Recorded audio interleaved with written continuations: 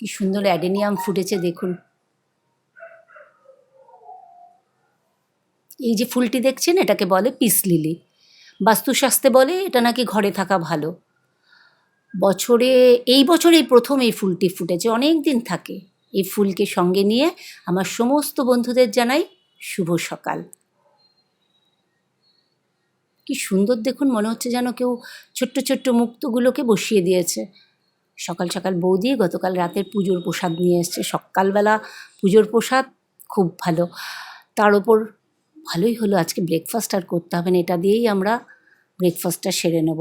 কেননা বাড়িতে কিছু কার্পেন্টার কাজ হচ্ছে, ছোটোখাটো বেশ কিছু, মানে স্ক্রু কবজা লুজ হয়ে গেছে।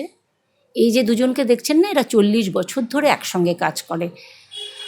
দুই বন্ধু, আমার বিয়ের আগে থেকেই এনারা কাজ করছেন। জীবনে না এরকম একজন বন্ধুর প্রত্যেকের দরকার, কিন্তু সেটা সবার ভাগ্যে জোটে না।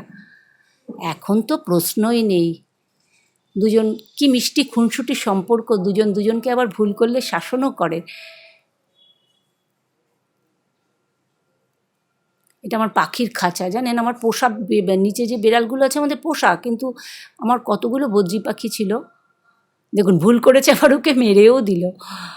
পাখিগুলোকে যখন মেরে দেয় না, সকালে খুব কষ্ট হয়, তাই ডাবল নেট লাগাচ্ছি। কার্পেন্টারের কাজ করেছে, চারিদিকে ধুলো, সেই ধুলোগুলো পরিষ্কার করে আমার শোকেসের ওপরে টেবিল টপটা একটু পুছে নিচ্ছি। তাছাড়া চৈত্র মাস এসছে, একই সঙ্গে ঝাড়াঝড়িটা হয়েই গেল। এটা সেই লাইটটা মনে আছে পুজোর সময় বৌদি গিফট করেছিল।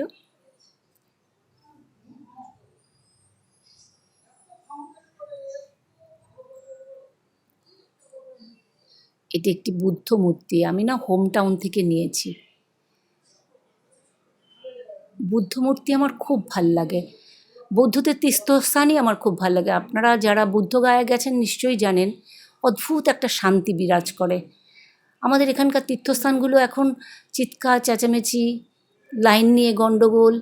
কোথায় মন্দিরে গিয়ে শান্তি খুঁজবো, না সেখানেও গণ্ডগোল।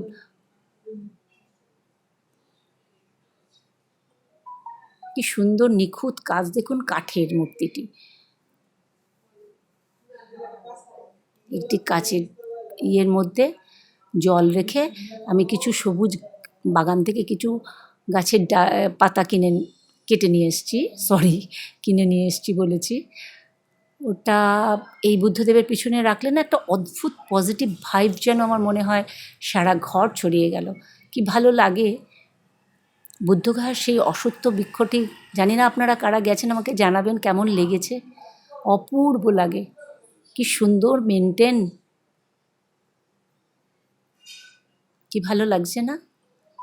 দুপুরে স্নান টান করে চলে এসেছি একদম লাঞ্চ করতে। শাশুড়ি মা আর আমার হাজব্যান্ডেরটা রেডি করে আমি বসবো। কেউ মাছ খেতে চাইছে না এই গরমে, তাই তিতর ডাল, এঁচোড়ের তরকারি আর পাতলা আমের টক করেছি। শতাব্দী কুকিং চ্যানেল থেকে শতাব্দী দিদিভাই এখন কি হালকা হালকা সুন্দর রান্না শেখাচ্ছে। আমি তো ওনার রান্না দেখে অনেক রান্না নিজেই বাড়িতে করলাম। খাবারের টেবিলে না সবাই একসঙ্গে খেলে রান্নার স্বাদটা কিন্তু যেন মনে হয় বেড়ে যায়। শুভমিতা লাইফস্টাইলের শুভমিতা দিদিভাই একটা এনজিও সংস্থার সঙ্গে যুক্ত। উনি ওই সংস্থায় গেলে ওনার বাপের বাড়ি চলে যায়। ওনার বৌদি, দাদা, বোন, মা সবাই যখন একসঙ্গে মিলে খায়, খুব ভালো লাগে ওনার ভিডিওগুলো দেখতে আমার।